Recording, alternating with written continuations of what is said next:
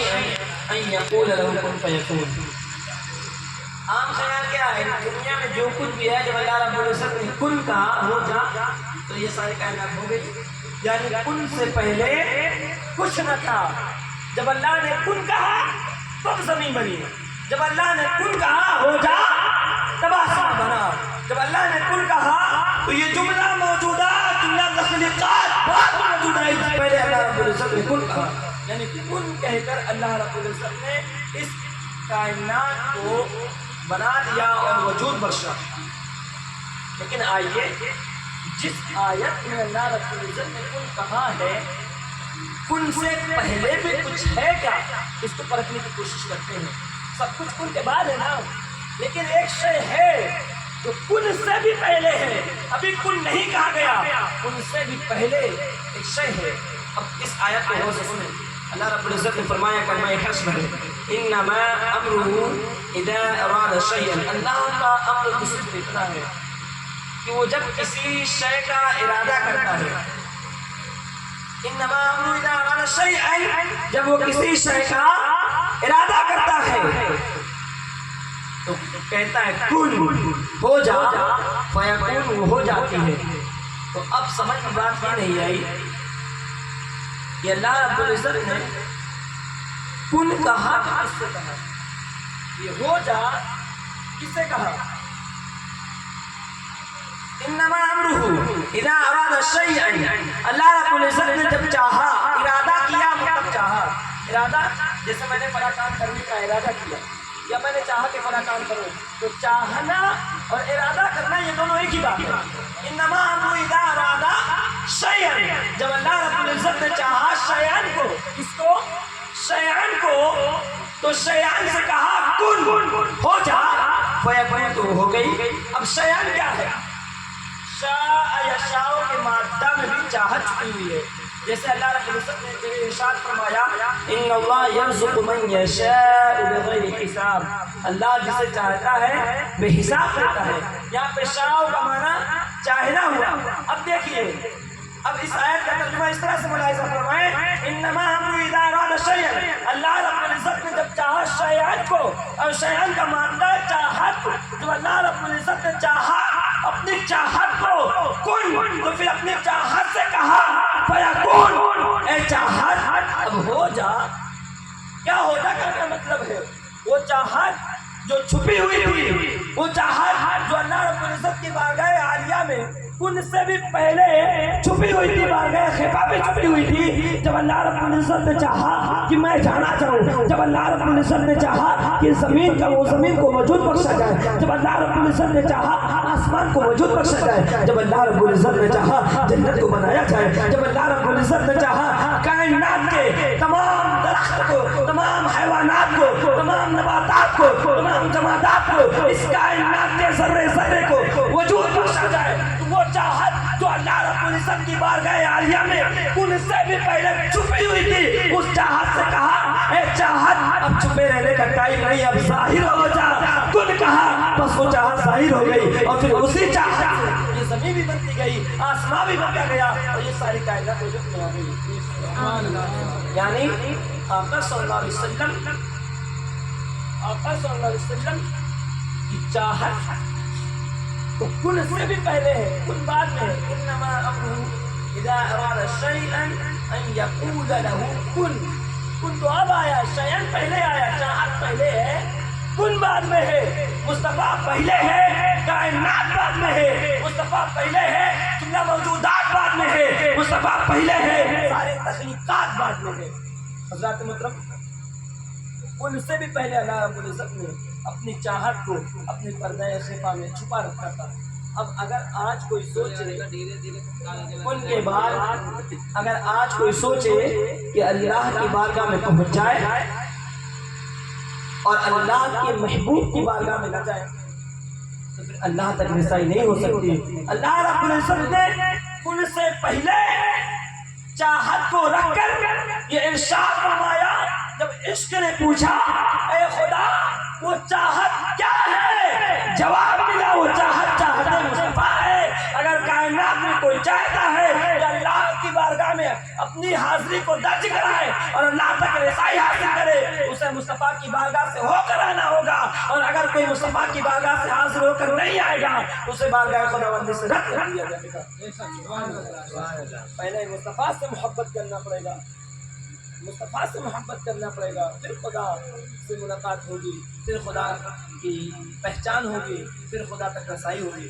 حضرات محترم ایک اور آیت میں اسی ٹاپک پہ اللہ رب العزت نے قرآن مقدس کی ایک آیت میں فرمایا، سورۃ النجم میں 27ویں پارے کی آیت ہے، پہلی ایک آیت، ایک چھوٹی سی آیت ہے، فرمایا والنجم اذا ہوا، قسم ہے روشن ستارے کی جب کہ وہ نیچے اترا، قسم ہے روشن ستارے کی جب کہ وہ نیچے اترا۔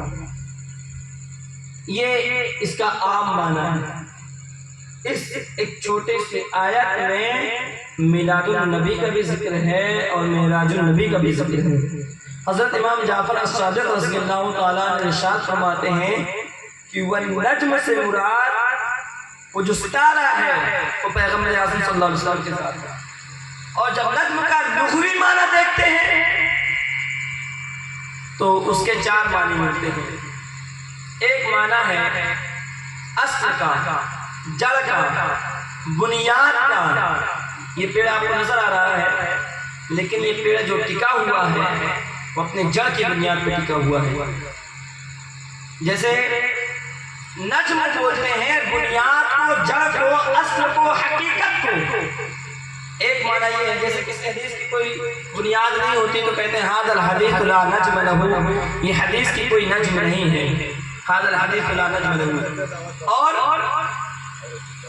اس کا دوسرا معنی جو ہے وہ نبات کا معنی ہے۔ نبات مطلب پودا، جو پودا ہوتا ہے نا، یہ شجر ہے، شجر جو ہے یہ بات کی شکل ہے۔ پہلی اس کی جو شکل ہوتی ہے وہ نبات کی ہوتی ہے، جب ایک اخوا سا پھوٹتا ہے، ایک کلی سی پھوٹتی ہے اور عدم سے باہر نکلتی ہے، وجود میں آتی ہے، وہ جو سب سے پہلی شکل ہوتی ہے اسے نبات کہا جاتا ہے۔ جب وہ آگے بڑھ جاتی ہے وہ شجر بنتی ہے۔ تو نجم کا ایک دوسرا معنی جو ہے وہ نبات کا ہے، اور نجم کا تیسرا معنی جو ہے وہ گھاس کا ہے۔ مالی جب گھاس بگاتا ہے، آپ دنیا میں کوئی بھی پودا لگائیں، ایک جگہ لگائیں گے ایک ہی پودا ہوگا، کوئی دو نہیں ہوگا۔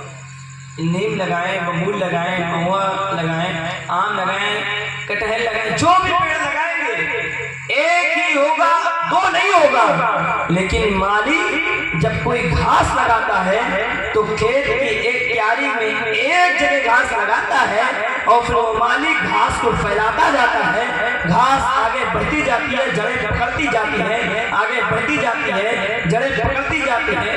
تو یہ جو گھاس ہے اس کا ایک معنی، تیسرا معنی جو ہے وہ گھاس کا ہے۔ اور چوتھا معنی ہے اس کا، 4 معنی ہم نے بتایا نا، چوتھا معنی اس کا جو ہے نجم کا وہ ہے چشمہ نکلنے کی جگہ، یعنی جہاں سے پانی پھوٹتا ہے، چشمہ ابلتا ہے اور پھر آگے بڑھتا ہے، پھر دریا اور سمندر بنتے ہیں۔ تو جہاں سے چشمہ ابلتا ہے پہلی دفعہ، چشمہ کے ابلنے کی اس جگہ کو نجم کہا جاتا ہے۔ اب آئیے، اچھا میں نے یہ زبانی بیان کی ہے القاموس میں، المنجد میں اور لغت کی لسان العرب میں اور لغت کی تمام بڑی بڑی کتابوں میں یہ معنی موجود ہیں۔ اب دیکھتے ہیں کہ حضرت امام جعفر الصادق رضی اللہ عنہ نے فرمایا کہ نجم سے مراد آقا صلی اللہ علیہ وسلم کی ذات ہے۔ تو نجم کی جو 4 معنی ہوئے، اس 4 معنی کا اطلاق آقا صلی اللہ علیہ وسلم کے ساتھ کیسا ہے؟ نجم کا معنی اگر جڑ ہے، بنیاد ہے، نجم کا معنی اگر پودا ہے، نبات ہے، جیسے آپ جانتے ہیں اللہ رب العزت نے فرمایا ایک جگہ پر وَالنَّجْمُ وَالشَّجَرُ يَسْجُدَانِ۔ نجم کا معنی جہاں ستارہ ہوتا ہے وہی نجم کا معنی نبات بھی ہوتا ہے۔ وَالنَّجْمُ وَالشَّجَرُ يَسْجُدَانِ، یہ نبات چھوٹے چھوٹے پودے جو ہیں اور شجر جو ہیں اللہ کو سجدے کرتے ہیں۔ تو یہاں پر نجم کا معنی اللہ رب العزت نے پودا لیا۔ تو اب دیکھیے کہ جب نجم سے مراد نبات ہے، نجم سے مراد گھاس ہے، نجم سے مراد اس کائنات میں جو سب سے پہلا چشمہ ابلتا ہے وہ ہے، تو پھر یہ تمام مرادی معنی مصطفیٰ صلی اللہ علیہ وسلم کے لیے کس طرح سے استعمال کیے گئے، کس حکمت کے تحت استعمال کیے جائیں، اسے سمجھنے کی کوشش کریں۔ دیکھیے سب سے پہلا معنی نجم کا معنی جو ہوتا ہے جڑ کا، اصل کا، بنیاد کا، یعنی اللہ رب العزت نے آقا صلی اللہ علیہ وسلم کو نجم کہہ کر ارشاد فرمایا، اے محبوب اس کائنات میں جتنی تخلیقات ہیں، یہ زمین، یہ آسمان، یہ چاند، یہ ستارے، یہ سورج، یہ کائنات کے تمام تمام موجودات، جملہ وجودات، یہ جو کچھ بھی ہے یہ سب بات کی شکل ہے، لیکن ان سب کی اصل جو ہے، ان سب کی بنیاد جو ہے، محبوب وہ تیری ذات ہے، جس پر یہ بنیاد ٹکی ہوئی ہے، وہ محمد مصطفیٰ کی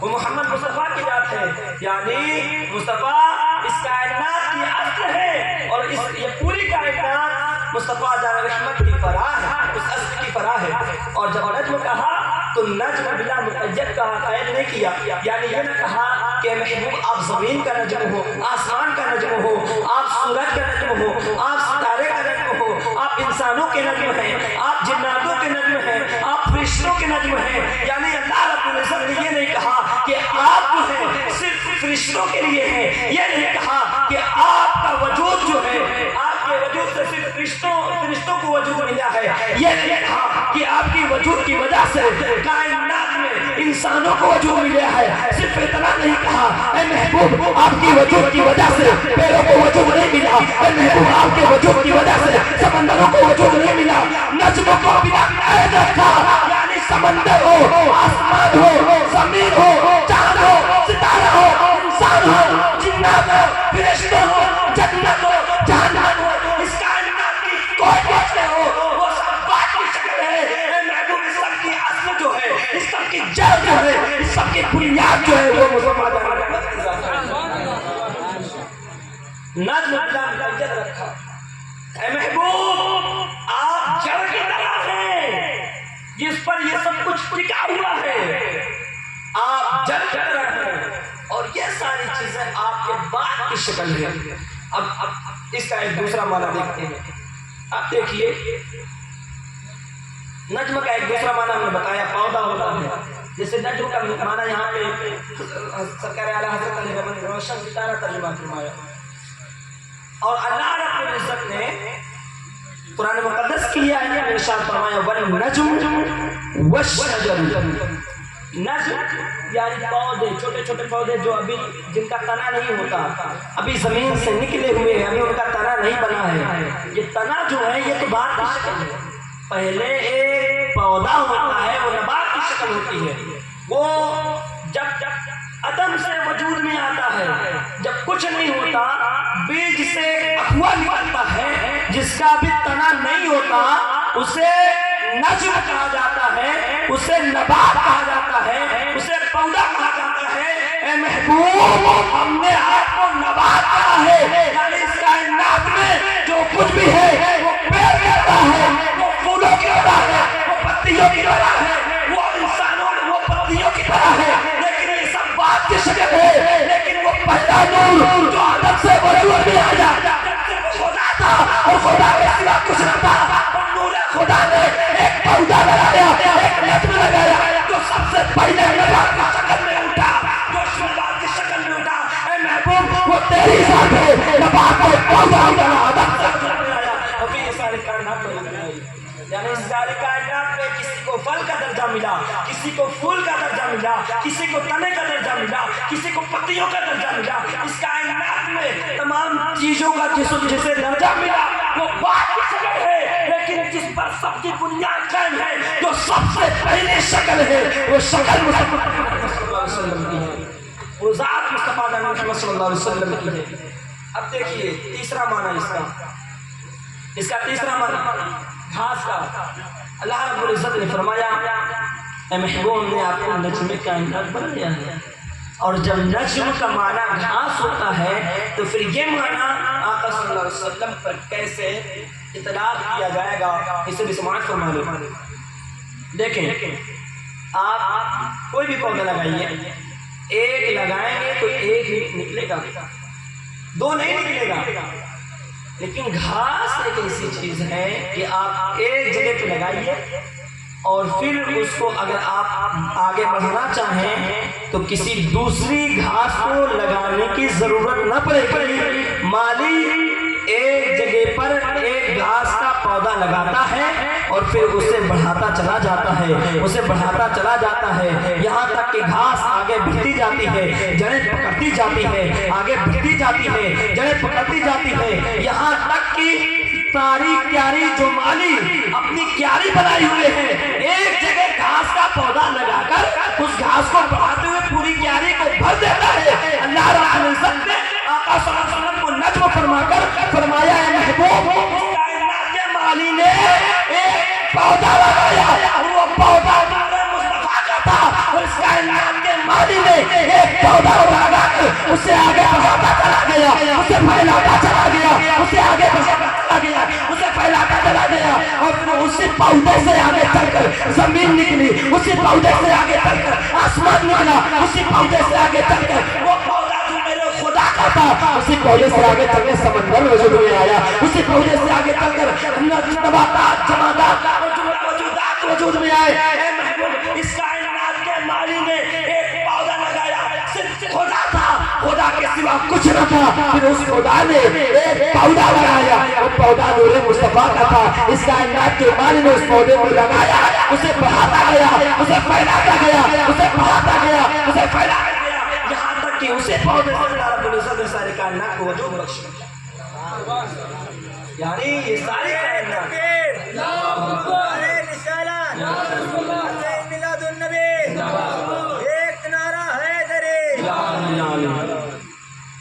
اس کائنات میں جو کچھ بھی ہے اس کی سب سے پہلی شکل جو ہے، بنیاد جو ہے، اصل جو ہے، جڑ جو ہے، وہ مصطفیٰ جان محمد صلی اللہ علیہ وسلم کی ذات ہے۔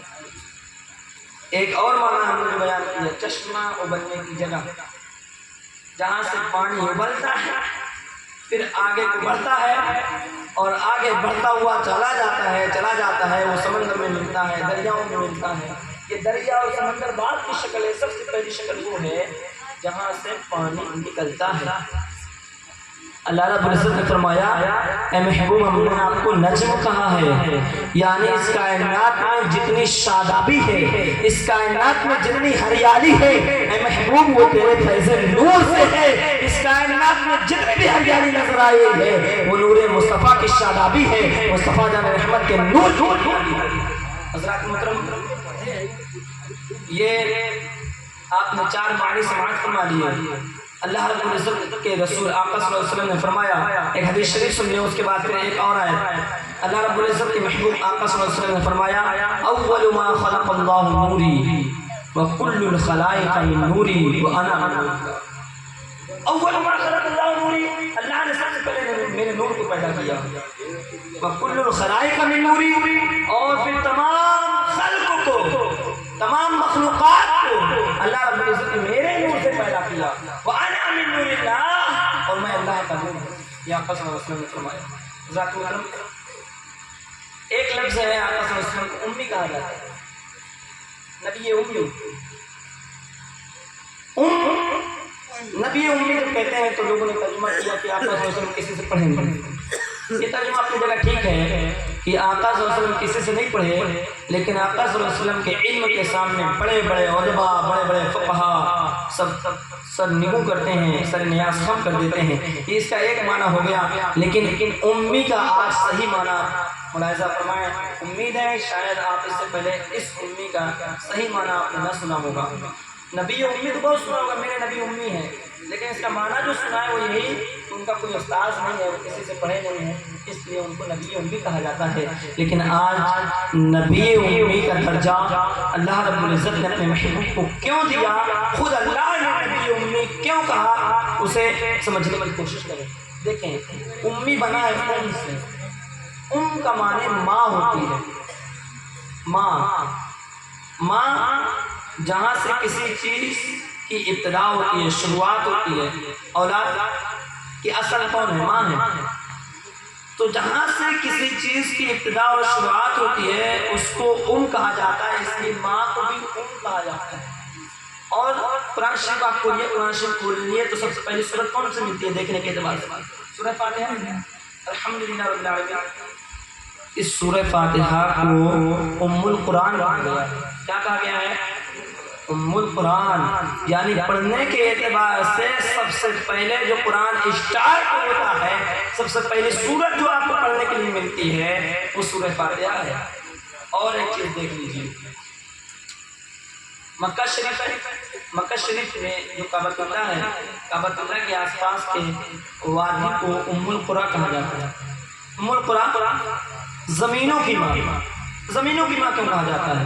آج اسے بھی ملاحظہ فرمائیں، جب اس کائنات میں صرف پانی ہی پانی تھا، پانی کے سوا کچھ نہ تھا، سب سے پہلی مرتبہ جہاں پانی خشک ہوا اور زمین وجود میں آئی، وہ زمین کا جو ٹکڑا تھا وہی ٹکڑا ہے جہاں پر کعبۃ اللہ نصب ہے، جسے ام القریٰ کہا جاتا ہے۔ حضرات محترم، تو بچوں کی وجود کی جو اصل اور جڑ اور بنیاد ہے وہ ماں ہے، تو اسے کہہ دیا گیا۔ قرآن پڑھنے کے اعتبار سے سب سے پہلی سورت جو آتی ہے اسے ام القرآن کہہ دیا گیا، اور لوح محفوظ کو ام الکتاب کہہ دیا گیا، یعنی وہ کتاب سب سے پہلی کتاب ہے۔ تو اللہ رب العزت نے فرمایا یہ ام الکتاب ہے، سب سے پہلی کتاب ہے، اور وہ شہر جہاں سے تمام شہر کا آغاز ہوتا ہے، تمام زمینوں کا آغاز ہوتا ہے، اسے ام القریٰ کہہ دیا گیا۔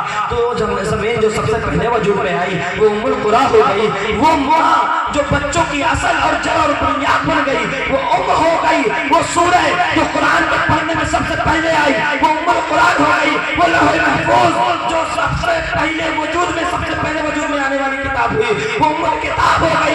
اے محبوب، وہ ہم نے اس کائنات سے پہلے بنایا ہے، سارے نبیوں سے پہلے بنایا ہے، زمین سے پہلے بنایا ہے، آسمان سے پہلے بنایا ہے، ساری کائنات سے پہلے بنایا ہے، اس لیے محبوب اپنے آپ کو نبی امی کا فرمایا ہے۔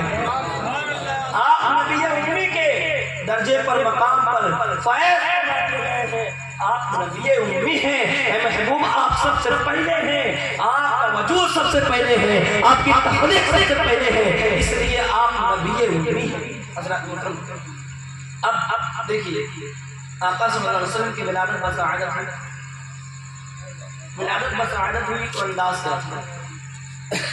آسمان کے فرشتے زمین پر اتر آئے اور بی بی آمینہ ادھر صلاۃ و سلام پڑھنے لگے، جمع ہو گئے۔ شاعر نے کہا نثار تیری چہل پہل پر ہزاروں عید ربیع الاول، سوائے ابلیس کے جہاں میں سبھی تو خوشیاں منا رہے ہیں، سوائے ابلیس کے جہاں میں سبھی تو خوشیاں منا رہے ہیں۔ آقا صلی اللہ علیہ وسلم کی ولادت ہونی تھی، آسمان سے فرشتے اتر آئے، سب خوش تھے، پوری کائنات خوش تھی، ایک ذات ایک دنیا خوش تھی۔ وہ کون ہے معلوم ہے؟ اب جانتے ہوں گے، ابلیس۔ فرشتے خوش تھے، تمام تخلیقات، تمام موجودات سب خوشیاں منا رہے تھے، ولادت مصطفیٰ ہونے والی ہے، لیکن ایک ایسا تھا جو اس وقت ماتم کر رہا تھا، رو رہا تھا، کاپ رہا تھا اور غم میں مبتلا ہو گیا تھا، وہ ابلیس تھا۔ آج میلاد النبی کے موقع پر جو لوگ خوشیاں مناتے ہیں وہ فرشتوں کی سنت پر عمل کرتے ہیں، تمام اللہ کے نیک بندوں کی سیرت پر عمل کرتے ہیں، اور جو غم مناتے ہیں، جو روٹھ جاتے ہیں، جو ناراض ہوتے ہیں، یہ میلاد النبی کا جلوس کیسا ہے، یہ کیوں نکالا جاتا ہے، وہ کیوں نکالا جاتا ہے، اس پر جو بحث کرتے ہیں وہ ابلیس کی سنت پر عمل کرتے ہیں اور ابلیس والے کہلاتے ہیں۔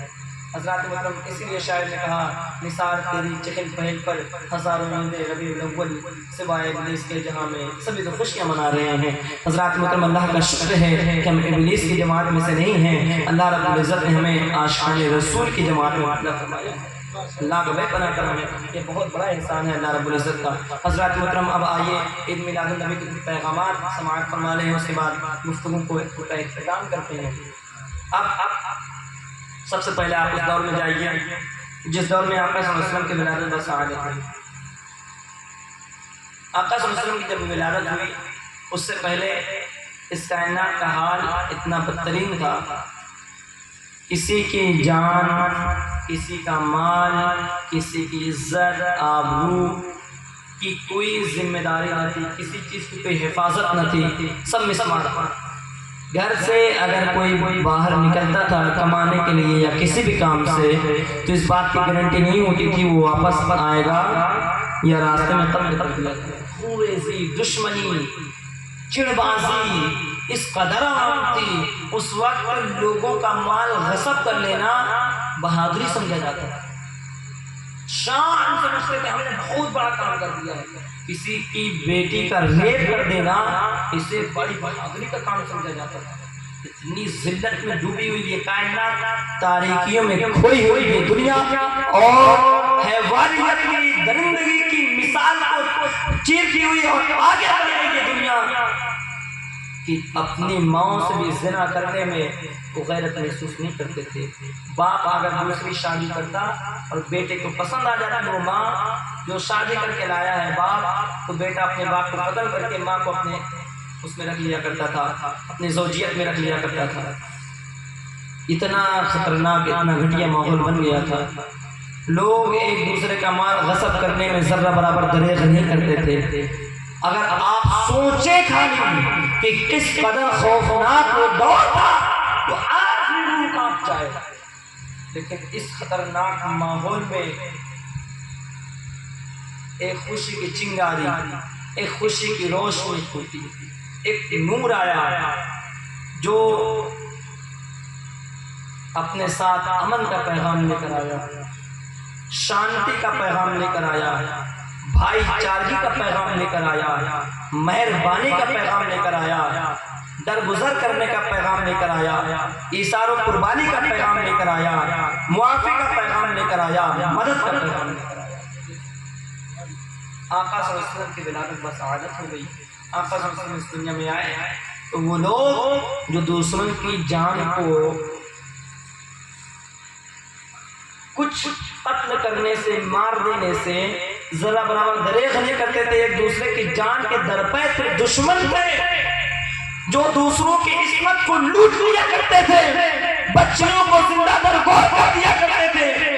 اگر کسی عورت کا شوہر مر جاتا تو اس عورت کو اس شوہر کے چتا کے ساتھ زندہ جلا دیا جاتا تھا کہ یہ عورت ابھاگن ہے کہ اس کا شوہر اس سے پہلے مر گیا، یہ اپنے شوہر کو آ گئی۔ اس قدر دردناک ماحول تھا، بچیوں کو کتنا برا سمجھا جاتا تھا۔ اگر کسی کے گھر میں بیٹی پیدا ہو جاتی تھی لوگ اپنا سر جھکا لیا کرتے تھے شرمندگی سے کہ میرے گھر بیٹی کہاں سے پیدا ہو گئی، اتنا خطرناک دور تھا۔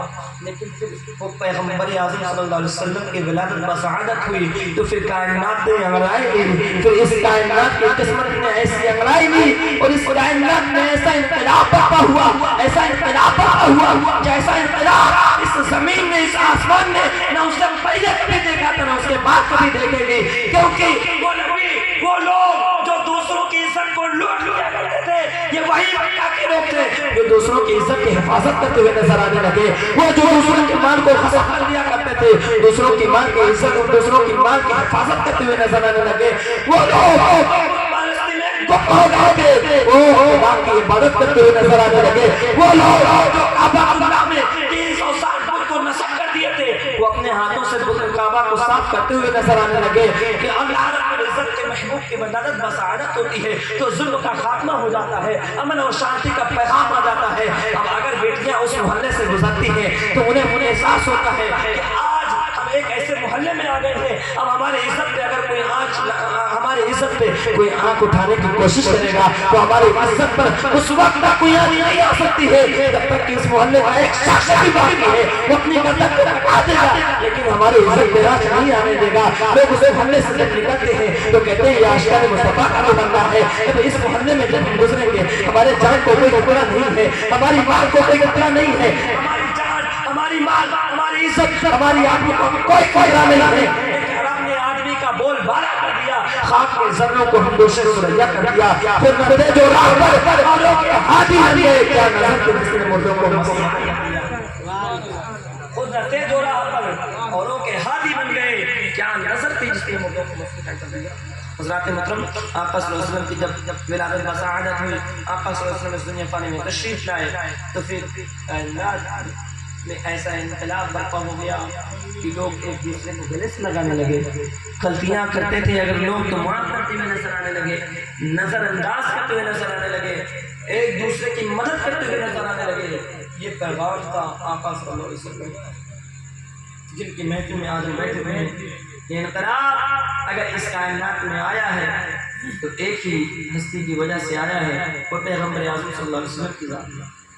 وما ارسلناک الا رحمۃ للعالمین، اے محبوب ہم نے آپ کو سارے جہاں کے لیے رحمت بنا کر بھیجا۔ اچھا جو ایمان والے ہیں، جو ایمان لے کر آئے، ان کے لیے تو آقا صلی اللہ علیہ وسلم رحمت ہے، مگر جو ایمان لے کر نہیں آئے ان کے لیے رحمت کیسے ہے؟ اللہ نے فرما دیا میں سارے جہاں کے لیے، اور سارے جہاں میں تو نان مسلم بھی آتے ہیں، جو ایمان نہیں لائے ہوئے وہ بھی تو آتے ہیں۔ جو ایمان لائے آقا صلی اللہ علیہ وسلم پر، ان کے لیے رحمت اس طرح سے رہے کہ وہ جنت جائیں گے، ان کو جنت مل جائے گی، مگر جو ایمان نہیں لائے آقا صلی اللہ علیہ وسلم ان کے لیے کیسے رحمت بن گئے؟ ان کے لیے بھی رحمت ہیں، جانتے ہیں کیسے ہیں؟ آج پوری دنیا کا آپ جائزہ لے لیجیے، وہ ایمان والا ہو یا نہ ہو، آج کہیں بھی بچیاں زندہ زمین میں نہیں دفن جاتی۔ یہ آقا صلی اللہ علیہ وسلم کی ولادت کی برکت ہے کہ اس پوری زمین پر اب بچیوں کو زندہ درگور نہیں کیا جاتا، یعنی اس کا بھی گھر آباد ہوا جو ایمان لایا، اور اس کا بھی گھر آباد ہوا جو ایمان نہیں لایا۔ آقا صلی اللہ علیہ وسلم ساری جہان کے لیے رحمت بن کر آ گئے۔ آج بیواؤں کو ان کے شوہر کی چتا کے ساتھ نہیں جلایا جاتا، یعنی یہ کائنات جو درندگی میں ڈوبی ہوئی تھی، ظلم کا شکار بنی ہوئی تھی، اس کائنات میں جو ایمان لایا اس کا تو فائدہ ہوا ہی ہوا، لیکن وہ لوگ جو ایمان نہیں لائے انہیں بھی زندگی جینے کا سلیقہ مل گیا، انہیں بھی اپنی زندگی گزارنے کا اور اپنی فیملی کے ساتھ رہنے کا سلیقہ مل گیا۔ ان لوگوں کے لیے بھی آقا صلی اللہ علیہ وسلم رحمت بن کر چھا گئے۔ حضرات محترم آج اگر ہم عید میلاد النبی کے لیے جلوس نکالتے ہیں بہت اچھی بات ہے، لیکن مسلمانوں ولادت نبی کا پیغام معلوم ہے کیا ہے؟ ظلم کو ختم کرنا، ظلم کو ختم کرنا، شانتی کا پیغام دینا، امن کا پیغام دینا۔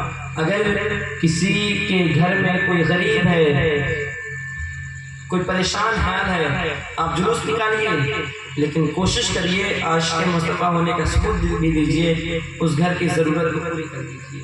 اگر آپ ضرورت کو پوری کرتے ہیں تو اس کا مطلب یہ ہے آپ جلوس محمدی والے ہیں، آپ آقا صلی اللہ علیہ وسلم کے پیروکار ہیں۔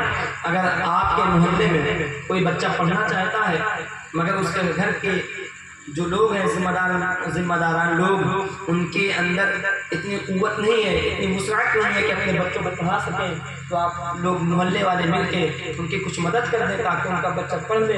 اگر آپ ایسا کرتے ہیں تو یہ جان لیجئے کہ آپ میلاد النبی کی خوشی میں برابر سے شریک ہیں اور سچے عاشق رسول ہیں۔ حضرات محترم یہ تو امن کا پیغام جو ہمارے آقا صلی اللہ علیہ وسلم نے پوری کائنات کو دیا ہے، اس پر ہم عمل نہ کریں گے تو کون کرے گا؟ آج ہمیں دیکھنا ہوگا کس کو کس چیز کی ضرورت ہے۔ ہم جس مقام پر بھی ہیں، اللہ رب العزت نے ہمیں جو کچھ بھی عطا فرمایا ہے، ہمارا جو کچھ بھی لیول ہے وہ ہم بخوبی جانتے ہیں۔ ہم اپنے پڑوسیوں کو دیکھیں، اپنے ہمسایوں کو دیکھیں، ہم یہ صرف نہ دیکھیں یہ مسلم ہے یا نان مسلم ہے۔ اگر کوئی نان مسلم بھی ہے اور اسے ہماری مدد کی ضرورت ہے تو چونکہ ہم عاشق رسول ہیں، ہم اپنا پرایا نہیں دیکھتے، ہمیں چاہیے ہم اس کی بھی مدد کریں، اس کی بھی ضروریات کو پوری کریں۔ یہ عشق مصطفیٰ کی دلیل ہے، یہ جلوس مصطفیٰ کی دلیل ہے، یہ آقا صلی اللہ علیہ وسلم کا پیغام ہے، یہ امن کا پیغام ہے۔ یعنی ہمیں چاہیے وہ تو اللہ کے رسول سارے عالم کے لیے رحمت بن کر آئے، ان کی امت، ان کے عاشق سارے عالم کے لیے رحمت بن کر چھا جائے، کسی کے لیے ظلم کا شکار نہ ہو، زحمت نہ بنے، بلکہ پورے عالم کے لیے یہ رحمت بن جائے اور یہ جدھر جدھر نکلے لوگ دیکھیں تو کہیں دیکھو دیکھو یہ عاشق رسول جا رہا ہے جو سارے جہان کے لیے رحمت بن کر چھا گیا ہے۔ حضرات محترم ہمیں لوگوں کے لیے رحمت بننا ہے۔ اس عید میلاد النبی صلی اللہ علیہ وسلم کی خوشی میں کے موقع پر ہمیں یہ عہد لینا ہے، یہ پیغام لینا ہے، یہ ایک ارادہ بنانا ہے کہ کچھ ایسے بھی کام کریں۔ اگر کسی غریب کی لڑکی کی شادی نہیں ہوتی ہے، دولت کی وجہ سے، مالی مجبوری کی وجہ سے پریشان ہے، تو محلے والوں کو چاہیے کہ آپس میں میٹنگ کر کے جو اس لائق لوگ ہیں وہ یہ سوچ کے کہ جب ہمارے آقا صلی اللہ علیہ وسلم تشریف لائے تبھی بیٹیوں کو عزت ملی ہے، تبھی بیواؤں کو عزت ملی ہے، تبھی مظلوموں کو ان کا حق ملا ہے۔ آپ جانتے ہیں غلاموں کو بہت بدترین سمجھا جاتا تھا، بہت بدترین سمجھا جاتا تھا۔ آج جو ہمارے رذیل قومیں ہیں ان کو تو پھر بھی ہم لوگ چارپائی میں بٹھا لیتے ہیں اور اچھی عزت دیتے ہیں، اچھی نظر سے دیکھتے ہیں، وہ چاہے سنداز صاف کرنے والا ہی کیوں نہ ہو ہم اس کو کرسی دے دیا کرتے ہیں، اچھی نظر سے دیکھتے ہیں۔ لیکن اس سے بدتر اس وقت غلاموں کو سمجھا جاتا تھا۔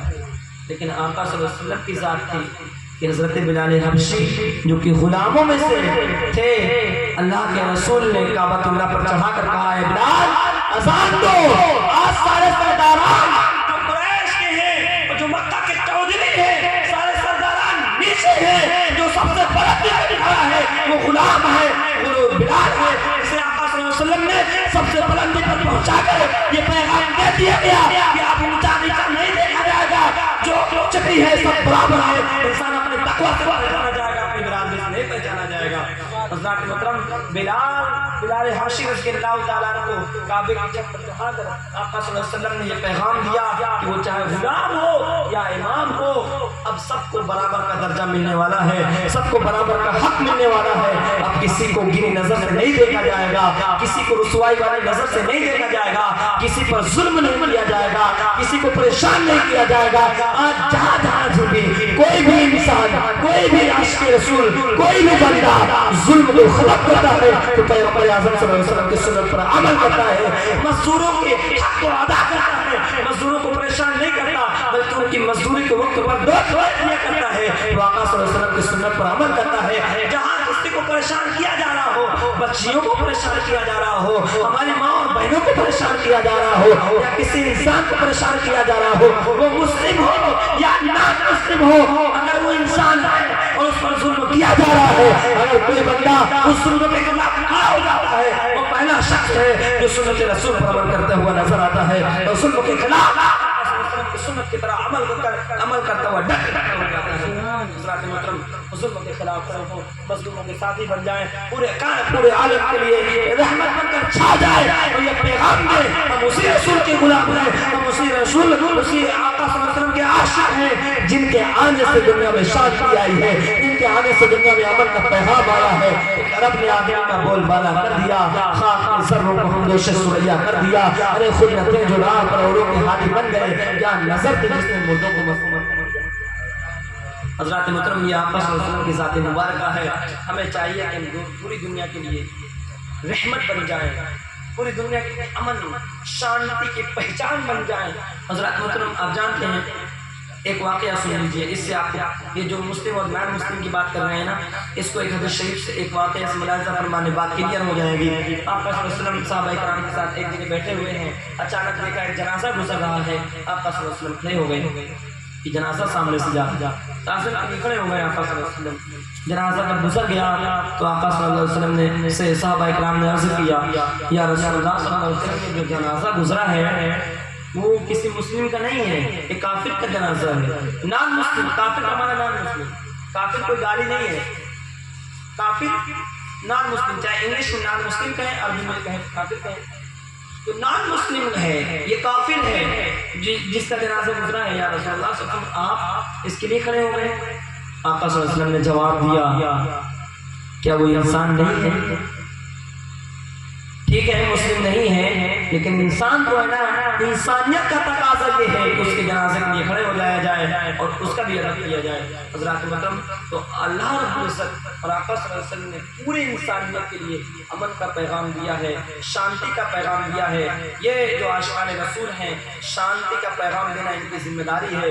اس امت کو اللہ رب العزت نے بچا کر رکھا تھا کہ جب نبیوں کو بھیجنا بند کر دیا جائے گا ایک ایسی امت کو بھیجا جائے گا، ایک ایسی امت کو دنیا میں بسا دیا جائے گا جو امت جب تک رہے گی نبیوں کو جو ذمہ داریاں دی جاتی تھی ان نبیوں کی ذمہ داریوں کو پوری کرتی ہوئی امت حضرات محترم یہ امت کو جو ذمہ داری مل گئی ہے۔ آج پہلے کیا ہوتا تھا جب گناہ بہت زیادہ ہو جاتا تھا تو ان کی ہدایت کے اللہ رب العزت نبیوں کو بھیج دیا کرتا تھا، نبی آتے تھے ان کو باتیں بتاتے تھے، سکھاتے تھے، صحیح راستے پہ لاتے تھے، ان کا کام پورا ہوتا تو وہ واپس چلے جاتے تھے۔ پھر دنیا چلتی رہتی تھی، دنیا چلتی رہتی تھی، پھر جب ظلم آگے بڑھتا تھا اور ظلم اپنے بلندی سے بھی آگے گزر جاتا تھا، اپنے شباب تک پہنچ جاتا تھا، اللہ کا ایک دوسرا نبی آ جاتا تھا، وہ پھر شانتی کا پیغام دیتا تھا، وہ پھر عمل کا پیغام دیتا تھا، وہ پھر بھٹکے ہوئے کو راہ راست پر لاتا تھا، اپنا کام پوری ذمہ داری کے ساتھ نبھاتا تھا اور پھر اپنی منزل کو رواں ہو جاتا تھا۔ لیکن پھر ایک ایسا وقت آیا کہ اللہ رب العزت نے پیغمبر اعظم صلی اللہ علیہ وسلم کو اس دنیا میں بھیجا اور فرمایا اب آپ کے بعد کوئی نبی اس دنیا میں آنے والا نہیں ہے، ہاں بنی اسرائیل کے انبیاء جو کام کیا کرتے تھے، اے محبوب ہم نے آپ کی امت کو ذمہ داری دی ہے، آپ کی امت جہاں جہاں بھی رہے گی مظلوموں کی مدد کرے گی، بھٹکے ہوئے کو سیدھا راستہ دکھائے گی، بے نمازیوں کو نمازی بنائے گی، سنت رسول پر جو عمل کرنے والے نہیں ہیں ان کو سنت رسول پر چلنا سکھائے گی۔ آپ کی امت کو یہ ذمہ داری دے دی گئی ہے۔ حضرات محترم یہ کوئی معمولی ذمہ داری نہیں ہے، یہ وہ ذمہ داری ہے، اور اللہ کا شکر ہے کہ اللہ رب العزت نے ہمیں اس لائق سمجھا کہ اللہ رب العزت نے ایسی ذمہ داری عطا فرمائی جو نبیوں کو ذمہ داری ملتی تھی۔ یہ صدقہ ہے آقا صلی اللہ علیہ وسلم کا کہ آقا صلی اللہ علیہ وسلم کے صدقے میں اللہ رب العزت نے ہمیں اس لائق جانا اور وہ اتنی بڑی ذمہ داری دے دی کہ جو کام اللہ رب العزت نبیوں سے کیا کرتا تھا آج آقا صلی اللہ علیہ وسلم کی امت میں اس لے رہا ہے۔ حضرات محترم تو جب ہم کہیں بھی وہ کام کر جائیں جو بنی اسرائیل کی انبیاء کیا کرتے تھے تو پھر اللہ کا شکر ادا کریں، اے مولا وہ ذمہ داری جو تو نے آقا صلی اللہ علیہ وسلم کے صدقے میں ہمیں عطا کی ہے ہم کو ذمہ داری پوری کرتے ہوئے نظر آ رہے ہیں۔ حضرات محترم اس ذمہ داری کو سمجھے، یہ کوئی معمولی بوجھ نہیں، یہ بہت بڑا بوجھ ہے، یہ بہت بڑا بوجھ ہے آپ کے کندھے پہ، آپ کے کندھے پہ نبیوں کا بوجھ ہے، آپ اسے بخوبی نبھائیں۔ ہم نہیں کہتے کہ آپ سب کچھ کر جائیں، بلکہ جس جگہ پہ آپ ہیں آپ جو کچھ بھی کر سکتے ہیں، آپ کا جو لیول ہے آپ جانتے ہیں، آپ جہاں کہیں بھی ہیں اپنے لیول کے اعتبار سے دین کی خدمت کرتے رہیے، سنت رسول کو عام کرتے رہیے۔ آپ چلیں تو دین سمجھ میں آئے۔ صحابہ کرام چلتے تھے، نہ بھی بولے تب بھی لوگ کلمہ پڑھ لیتے تھے، نہ بھی بولے تب بھی لوگ کلمہ پڑھ لیتے تھے۔ کیوں؟ اس لیے کہ وہ مکمل مسلمان تھے، مکمل مسلمان تھے، وہ مکمل مومن تھے۔ وہ جب چلتے تھے تو آپ جو ہم کتابوں میں اسلام کو پڑھتے ہیں وہ چلتے ہوئے مسلمان تھے، چلتا پھرتا اسلام نظر آتا تھا۔ آج ہم اپنے کردار سے نام سے تو مسلمان ہیں، نام سے عاشق رسول بھی ہیں، پکے مومن بھی ہیں، کیونکہ نام ہمارا غلام محمد ہو گیا ہے، غلام رسول ہو گیا ہے، لیکن کام اگر دیکھا جائے، اگر کردار پرکھا جائے تو کیا ہمارا کردار، آپ تھوڑا گہرائی میں اتریں اور دل میں جھانک کر دیکھیں، کیا ہمارا کردار آقا صلی اللہ علیہ وسلم کے کردار سے ملتا جلتا ہے؟ ملتا جلتا ہے؟ کیا ہم واقعی مسلمان کہلانے کے حقدار ہیں؟ کیا ہم واقعی وہ جو عاشق رسول ہیں، آقا صلی اللہ علیہ وسلم کی جو امت نے ایک نظیر قائم کی ہے، اسلام کے ماننے والے ہم مسلمان، کیا ہم اس پر صحیح جو اسلام کا ایک حکم ہے، کیا اسلام کا ایک پیمانہ ہے، کیا اس پیمانے میں ہم کھرے اتر گئے؟ آج ہم چلتے ہیں تو ہمارے چلنے سے، آج جب ہم بولتے ہیں تو ہمارے بولنے سے، جب کاروبار کرتے ہیں تو ہمارے کاروبار سے اسلام کا غلط میسج جاتا ہے۔ لوگ تو یہی سوچتے ہیں کہ یہ مسلمان ہے اور یہ وہی کرتا ہے جو اسلام کو دیتا ہے۔ ہم اپنے کردار سے اسلام کا غلط میسج نان مسلم تک پہنچاتے ہیں۔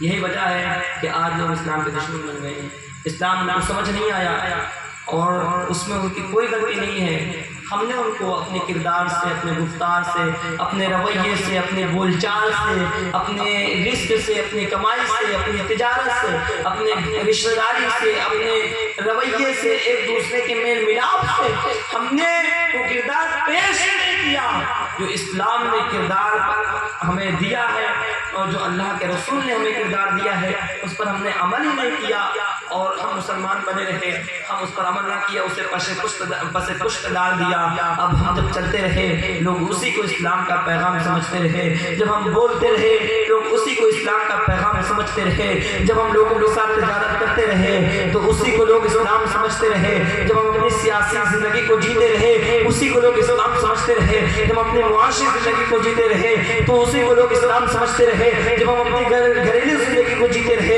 اسی کو لوگ اسلام سمجھتے رہے۔ یہی وجہ ہے کہ ہم نے اپنے کریکٹر سے، اپنے کردار سے، اپنے گفتار سے اسلام کا غلط میسج لوگوں تک پہنچایا ہے۔ اس لیے آج لوگ اسلام کو بہت غلط سمجھتے ہیں اور اسلام کو سمجھ نہیں آتا۔ حضرات محترم، اگر کل آقا صلی اللہ علیہ وسلم ہم سے پوچھ لیے، ذرا غور سے سوچیں، کوئی لطف بازی کی بات نہیں ہے، میدان محشر میں تو سب کو حاضر ہونا ہے نا۔ اگر آقا صلی اللہ علیہ وسلم پوچھ لیجیے، بتاؤ حیدر علی، تمہارا نام حیدر علی تھا اور مسلمان خود کو کہتے تھے، عاشق رسول کہتے تھے، تو کیا تم نے میری سیرت پہ صحیح طریقے سے عمل کیا؟ تم نے اپنے کردار سے کیا ایسا میسج دیا جو صحابہ اکرام اپنے کردار سے دیا کرتے تھے؟ وہ بھی تو مسلمان تھے، وہ چلتے تھے تو لرزتا تھا زمانہ، وہ 313 تھے تو لرزتا تھا زمانہ، آج ہم کروڑوں میں کرتے ہیں۔ اگر آقا صلی اللہ علیہ وسلم میدان محشر میں ہم سے پوچھ لیے تو ہم کیا جواب دیں گے؟ پیارے اسلامی بھائیوں، سچے مسلمان، رسمی مسلمان نہ بنو، نام کے مسلمان نہ بنو، کام کا مسلمان نہ بنو۔ آج جب ہمارا ایمان بہت زیادہ جوش مارتا ہے تو کیا کرتے ہیں؟ جلوس نکال لیتے ہیں، محفل سجا لیتے ہیں۔ ٹھیک ہے، اچھا عمل، برا نہیں ہے۔ اللہ کو کون سا عمل پسند آ جائے یہ تو اللہ ہی جانتا ہے، وہ اللہ ہے، وہ رب العالمین ہے، وہ رحیم ہے، وہ کریم ہے۔ کیا اس سے بڑا کوئی رحم فرمانے والا ہے؟ اس سے بڑا غفور رحیم، اس سے بڑا کوئی بخشنے والا ہے؟ وہ ہماری چھوٹی سے چھوٹی نیکی پر بھی ہمارے سارے گناہوں کو معاف فرما سکتا ہے۔ یہ رب کائنات ہے جو اور 70 ماؤں سے زیادہ پیار کرنے والا ہے۔ اللہ رب العزت نے یہاں تک تو کہہ دیا، یا ایھا الانسان ما غرک بربک الکریم، اے انسان کہاں بھٹک رہا ہے، واپس آ جا، تیرا رب کریم ہے۔ آپ جانتے ہیں اگر کوئی بچہ، کوئی ماں اپنے بچے سے ناراض ہو جائے اور چھڑی لے لے کہ آج پیٹ دوں گی تو بچہ ڈر کے مارے بھاگ جاتا ہے، جا کے کہیں چھپ جاتا ہے۔ مگر ماں کی ممتا جب دیر تک بچے کو نہیں دیکھتی تو برداشت نہیں کر پاتی، تو پھر گلیوں میں نکل پڑتی ہے، آواز لگاتی ہے، بیٹا کہاں ہے، واپس آ جا، میں تجھے نہیں ماروں گی، کوئی سزا نہیں دوں گی، بس تو واپس آ جا، میں تیری تمام غلطیوں کو معاف کر دوں گی، کوئی سزا نہ دوں گی۔ آج جب بندہ مسجد میں نہیں جاتا، نماز نہیں پڑھتا، گناہوں میں ملوث رہتا ہے، شیاطین کے سنت پر عمل کرتا ہے، تو اللہ رب العزت آواز لگاتا ہے، یا ایھا الانسان، او بھٹکے ہوئے انسان، کہاں بھٹک رہا ہے، کہاں جا رہا ہے، واپس آ جا، کہاں بھٹک رہا ہے، واپس آ جا، بربک الکریم، اپنے رب کی طرف واپس آ جا، وہ رب تیرا جو ہے کریم ہے، تیری تمام غلطیوں کو ایک ندامت کے آنسو سے بخش دے گا۔ اگر سمندر کی جھاگ برابر بھی تیرے گناہوں کے ندامت کے ایک آنسو سے اللہ رب العزت تیری تمام خطاؤں کو بخش دے گا، تو بھٹک نہیں، ادھر ادھر تو واپس آ جا۔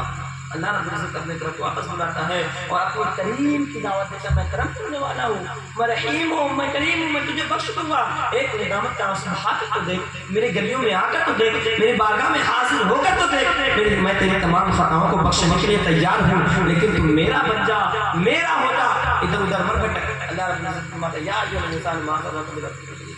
تو مسلمانوں، سچے مسلمان بنو، عاشق رسول بنو، سچے عاشق رسول بنو، اپنی نسلوں کو۔ آپ جانتے ہیں اللہ کے رسول صلی اللہ علیہ وسلم نے فرمایا کہ کل رائی،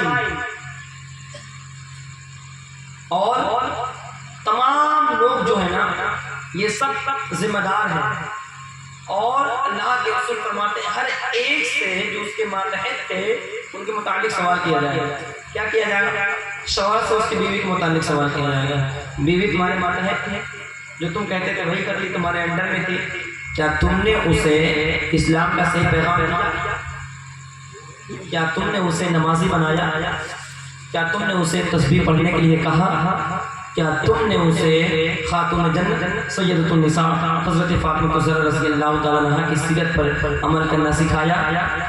تو جو شوہر اپنی بیویوں کو یہ پیغام نہیں دیتے ہیں کہ وہ سوچ لیں کہ جب آقا صلی اللہ علیہ وسلم سوال کریں گے تو وہ کیا کریں گے. سوال تو ہوگا، سوال سے چھٹکارا نہیں ہے. یہ میلاد النبی کی محفل ہے، آج مضبوط ارادہ کریں کہ ہم سچے عاشق رسول بنیں گے انشاءاللہ. جو آپ کی اولاد ہے وہ سادہ کاغذ ہے، اس کے ذہن میں آپ جو کچھ بھی لکھیں گے ایک دم سادہ کاغذ ہے، آپ جیسا اس کو بنانا چاہیں گے ویسا بن جائے گی آپ کی اولاد. یعنی آپ کی اولاد کے متعلق بھی آپ سے میدان محشر میں سوال ہو جائے گا کہ یہ بتا کہ اولاد تیری ماتحت تھی، میں تجھے اولاد دی تھی تو کیا تم نے اپنے اولاد کے حق کو ادا کیا؟ کیا اولاد کو تم نے اس لائق بنایا کہ وہ اولاد جنت پا سکے؟ کیا تم نے اولاد کو اس لائق بنایا کہ وہ جب چلے تو عاشق رسول کی مہک معلوم ہو، عاشق رسول کا کردار چمکنے لگ جائے؟ کیا تم نے اپنی اولاد کو اس لائق بنایا؟ اگر آپ کا مسلم اولاد کے متعلق سوال کر دیے تو آپ اپنے بچوں کی پرورش تو کرتے ہیں نا، آپ اپنے بچوں کے لیے کیا نہیں کرتے ہیں؟ گلی گلی، محلے محلے، نگر نگر، ڈگر ڈگر، ہر جگہ مارے مارے پھرتے ہیں کہ یہ بچے خوش رہیں، یہ بچے آباد ہیں. اپنے بچوں کی زندگی کے لیے آپ اپنی خوشیوں کو قربان کر دیتے ہیں، اپنے بچوں کی خوشی کے لیے آپ اپنی زندگی کو قربان کر دیتے ہیں. مگر ذرا سوچو جب آپ کی نظروں کے سامنے آپ کے بچوں کو جہنم میں ڈالا جائے گا اور آپ دیکھتے رہیں گے، کیا کرنا ہے اس کو؟ کوئی زور نہ چل سکے گا. اور بچوں کی وجہ سے آپ کو بھی جہنم میں ڈالا جائے گا کہ تمہاری وجہ سے یہ بچہ جہنم میں گیا. اگر تم چاہتے تو اس بچے کو جنتی بنا سکتے تھے، مگر تم نے جنتی نہیں بنایا. پیارے مسلمان بھائیوں، اپنے بچوں کے حقوق کو ادا کرنا. ہم نہیں کہتے ان کو آپ حافظ قرآن بنا دو، ہم نہیں کہتے آپ ان کو عالم دین بنا دو، لیکن کم سے کم ان کو اتنا پڑھا دو، اتنا اسلام سکھا دو کہ جب آپ مر جائیں تو آپ کی نماز جنازہ پڑھانے کے لیے کسی دوسرے کی تلاش نہ کرنا پڑے، خود آپ کا بیٹا مصلی پہ کھڑا ہو کے آپ کی نماز پڑھا سکے. اتنا کریں اپنے بچوں کے ساتھ، اتنا تو کریں کہ جب آپ اس دنیا فانی سے رخصت ہو جائیں تو آپ کی روح کو ایصال ثواب کرنے کے لیے کسی دوسرے کی ضرورت نہ پڑے. کم سے کم آپ کی قبر پر حاضر ہو کر صبح شام آپ کا بیٹا دعا نہ پڑھ سکے. اس لیے اپنے بچے کو بنائیے، یعنی اسے اپنی زندگی کس طرح سے گزارنی ہے. وہ مسلمان ہے تو مسلمان کہتے کسے ہیں، مسلمان کی شان کیا ہے، مسلمان کی پہچان کیا ہے، مسلمان کی علامت کیا ہے، مسلمان کی بنیاد کیا ہے، مسلمان کی حقیقت کیا ہے. کم سے کم وہ خود کو تو جانے، خود کو پہچانے. اس لائق اپنے بچے کو بنا دیجیے. آپ انجینئر بنائیے، ڈاکٹر بنائیے، ٹیچر بنائیے، جو بنانا چاہتے ہیں بنائیے، لیکن سب سے پہلے اسے سچے مسلمان بنا دیجیے. سب سے پہلے سچے مسلمان بنائیے. جانتے ہیں کسی چیز کا ذکر کرنے سے، کسی کی اگر آپ اپنے بچوں کے دلوں میں آپس میں کی محبت کو پیدا کرنا چاہتے ہیں، یہاں چند باتیں ہیں، آپ غور سے سنیں، یہ کام کی باتیں ہیں. اگر اس پر عمل نہ کریں گے یا اس کو نہ سنیں گے، یہ ضروری باتیں ہیں، اس کو بتانا بہت ضروری ہے. آپ کا بچہ آپ کے اندر میں ہے، اگر آپ کے بچے کو محلے کا کوئی ایک آدمی ایک ٹماٹا زور سے مار دے، آپ کیا کریں گے؟ لڑ جائیں گے، ہمت کیسے پڑی مارنے کی. مگر یہی بچہ جب جہنم میں ڈالا جائے گا آپ بے بس ہو جائیں گے، کچھ نہ کر سکیں گے. اپنے بچوں کو پڑھائیں.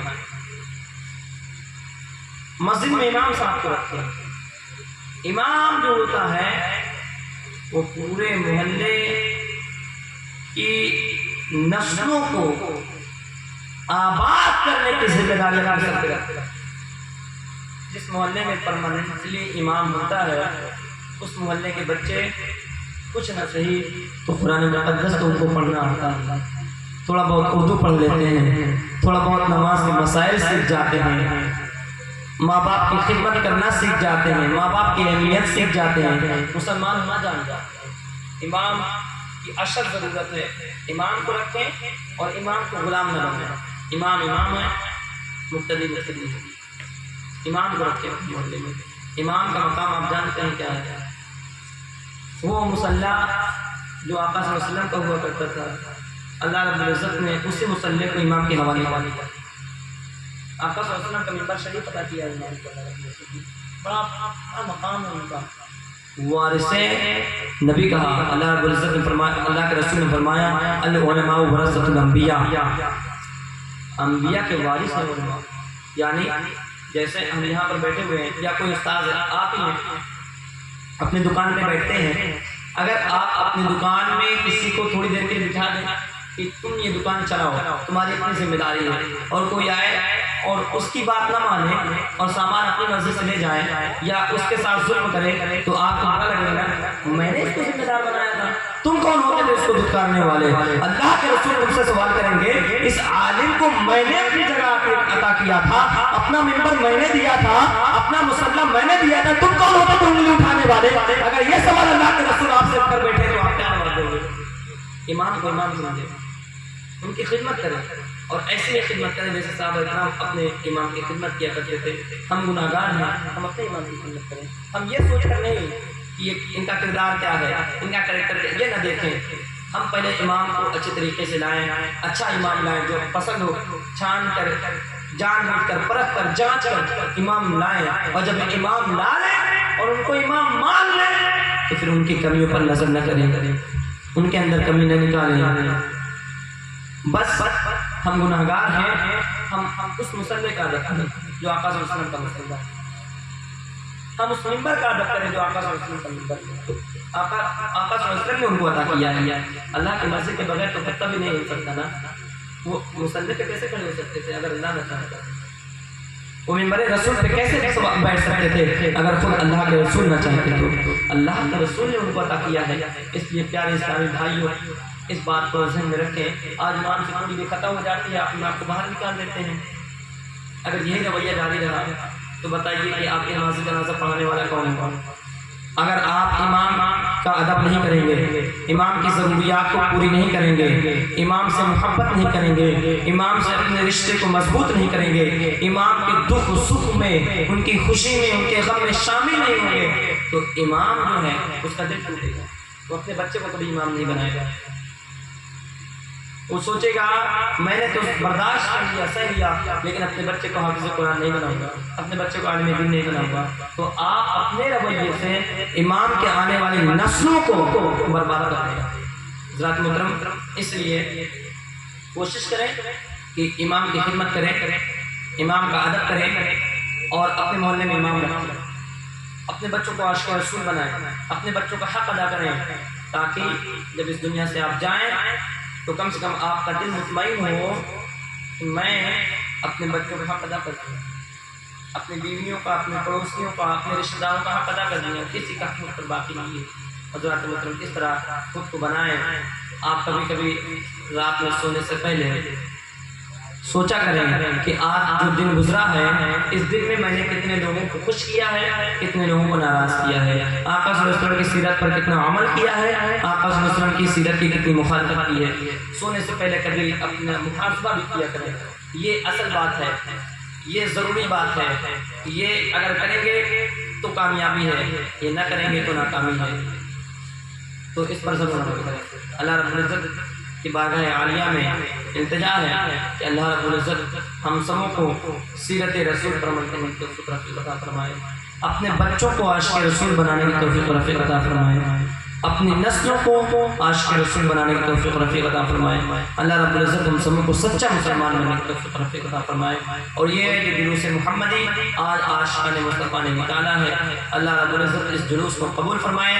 اس محفل کو جن لوگوں نے جس طرح سے سجایا ہے، سنوارا ہے، نکالا ہے، اللہ رب العزت ان کی کاوشوں کو، ان کی محنت کو قبول فرمائے۔ جو لوگ حاضر ہیں ان کی حاضری کو قبول فرمائے۔ اللہ رب العزت ان تمام چیزوں کے سب کو ہم سبوں کے دلوں کی نیک اور جائز بننا قبول فرمائے۔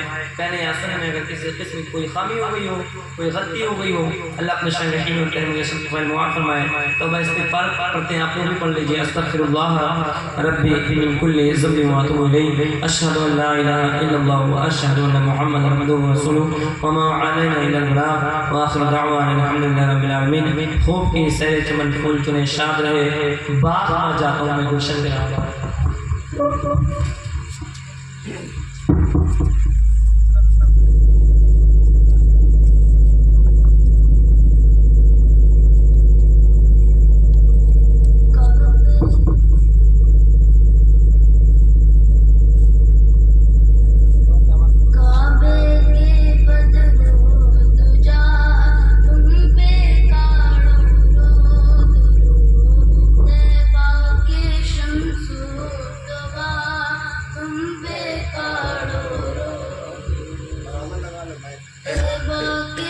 شمشو دعا تم پہ کاڑو رو کام بولے لیجیے تم کو جو راضی کرے کام بولے لیجیے تم کو جو راضی کرے ٹھیک ہو نام رضا تم پہ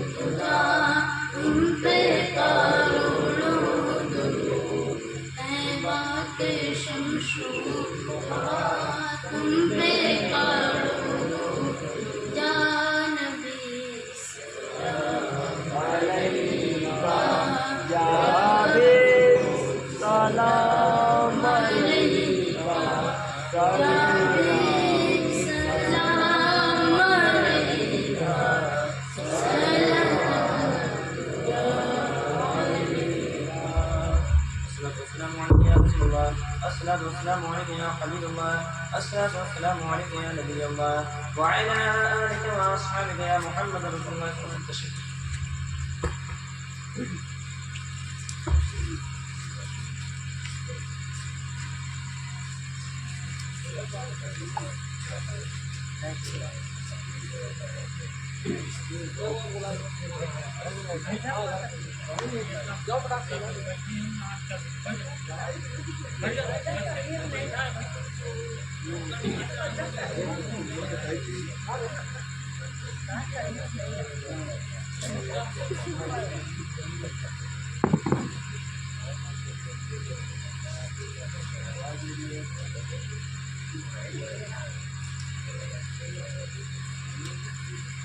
Thank you.